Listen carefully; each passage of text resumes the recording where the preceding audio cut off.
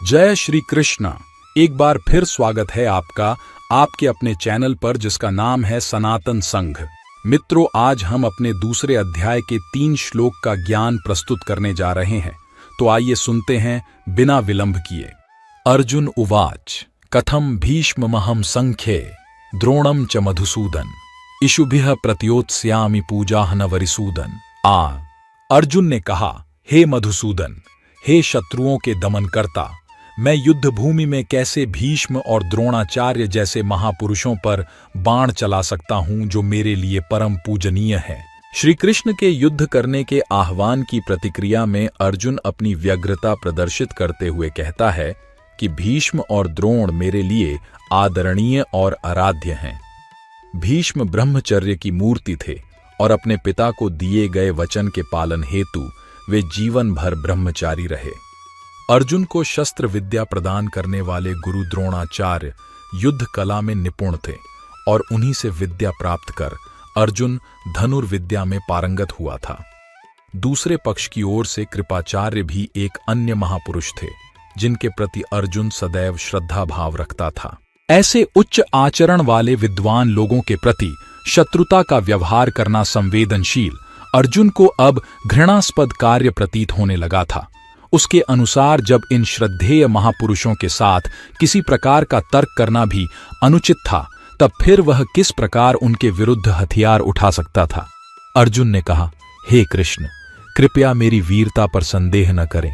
मैं युद्ध करने के लिए तैयार हूं, परंतु नैतिक दायित्व निर्वहन के दृष्टिकोण से मेरा कर्तव्य अपने आचार्य गणों का आदर करना और धृतराष्ट्र के पुत्रों पर दया दर्शाना है।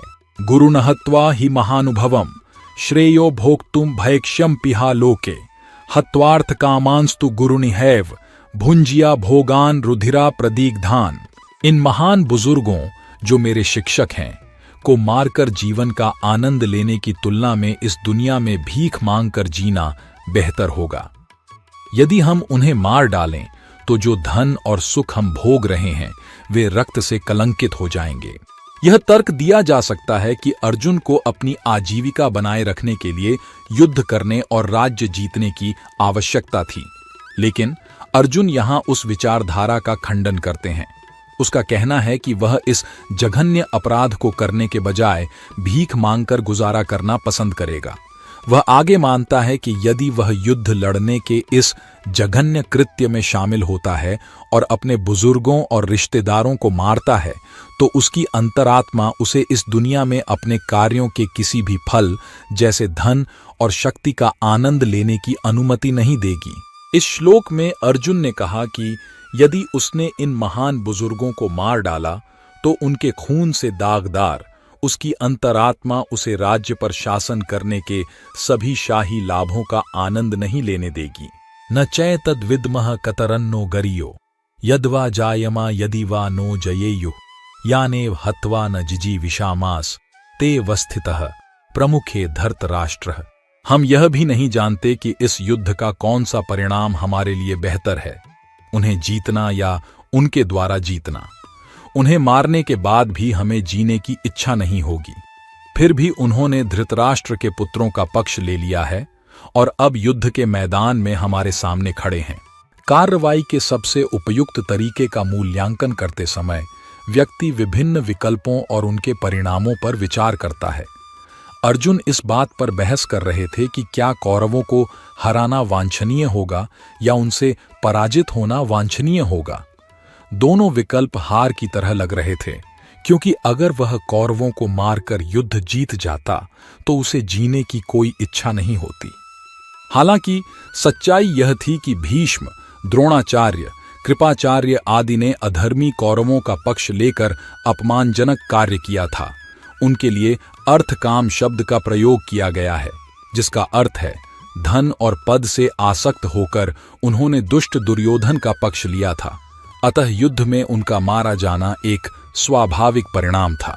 वास्तव में युद्ध के बाद भीष्म ने स्वयं स्वीकार किया कि जो शिक्षक नीचतापूर्ण कार्य करता है उसे त्याग दिया जाना चाहिए। यहाँ भीष्म का विशेष उल्लेख आवश्यक है। श्रीमद् भागवत श्लोक 9, 2219 के अनुसार वह श्री कृष्ण के बहुत बड़े भक्त थे। वह अपनी इंद्रियों का स्वामी था और वीरता तथा उदारता की प्रतिमूर्ति था। वह परम सत्य का झाता था और उसने अपने जीवन में सदैव सत्य बोलने की प्रतिज्ञा की थी। यहां तक कि मृत्यु भी उसके पास तभी आ सकती थी जब वह इसे स्वीकार करना चाहता था। विभिन्न कारणों से उन्हें भागवत में वर्णित 12 महान हस्तियों या महाजनों में गिना जाता है। स्वयंभू नारदः शंभुः कुमारः कपिलो मनुः प्रहलादो जनक भीष्मो बलिर वैयासाकिर वयम छिक्स प्रश्रीभूत बी। ये धार्मिक सिद्धांतों के 12 महान ज्ञाता हैं। प्रथम जन में ब्रह्मा, अर्षि नारद, भगवान शिव, 4 कुमार, भगवान कपिल, देवहूति के पुत्र, स्वयंभुव मनु, प्रहलाद महाराज, जनक महाराज, दादा भीष्म, बाली महाराज, शुकदेव मुनि और वेद व्यास। इसलिए भीष्म एक प्रबुद्ध आत्मा थे जिनके कार्य कभी भी धर्म के सिद्धांतों के विरुद्ध नहीं हो सकते थे।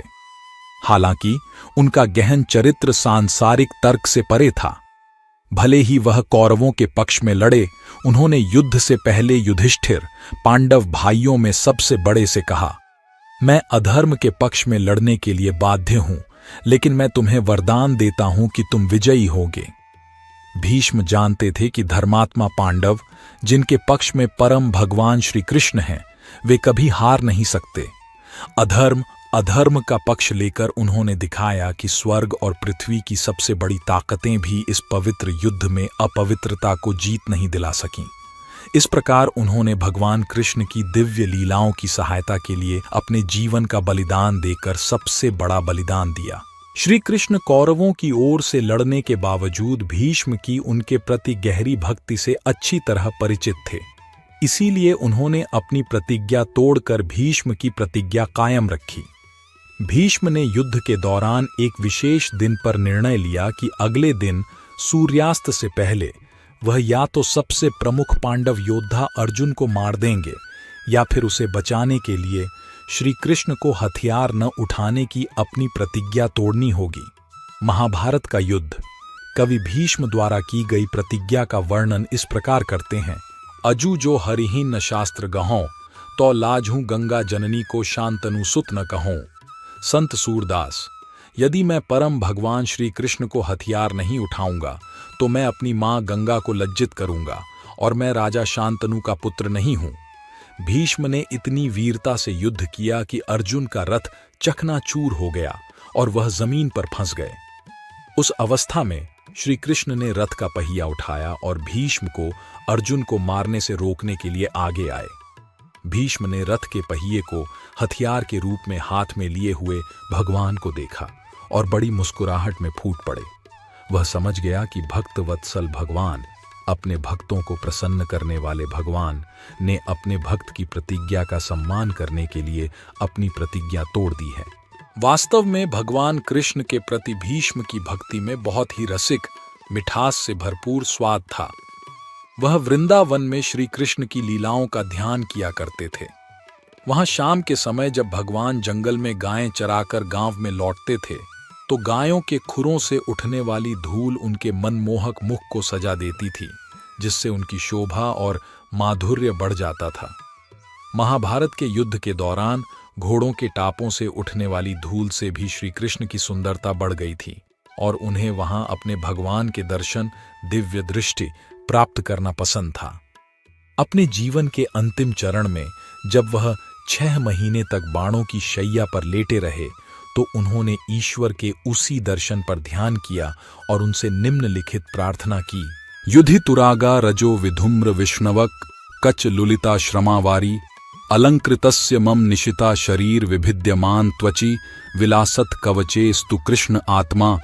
युद्ध के मैदान में भगवान कृष्ण के लहराते बाल घोड़ों के टापों से उठी सफेद धूल से ढके हुए थे और रथ चलाने में उनके शारीरिक प्रयास के कारण उनका चेहरा पसीने की बूंदों से ढका हुआ था। ये मेरे प्रभु की शोभा बढ़ाने वाले आभूषणों के समान थे और मेरे तीखे बाणों से लगे घावों ने सजावट को और भी तीव्र कर दिया। मेरा मन उन श्री कृष्ण का ध्यान करे। भगवान कृष्ण ने उनकी प्रेम पूर्ण भक्ति का प्रतिफल स्वयं भीष्म से मिलने उनके बाणों की शैया पर जाकर दिया और उनके सामने भगवान के दर्शन के साथ भीष्म, महान महाजन, ने अपनी इच्छा से अपना शरीर छोड़ दिया। तो मित्रों, आशा है कि आपको इस अध्याय के तीनों श्लोक का ज्ञान प्राप्त हो गया होगा। और अगर आपको वीडियो पसंद आया है तो वीडियो को लाइक और शेयर करें और साथ ही अपने इस चैनल को सब्सक्राइब करें। मिलते हैं अपने अगले वीडियो में कुछ नए श्लोकों के साथ। तब तक के लिए जय श्री कृष्ण।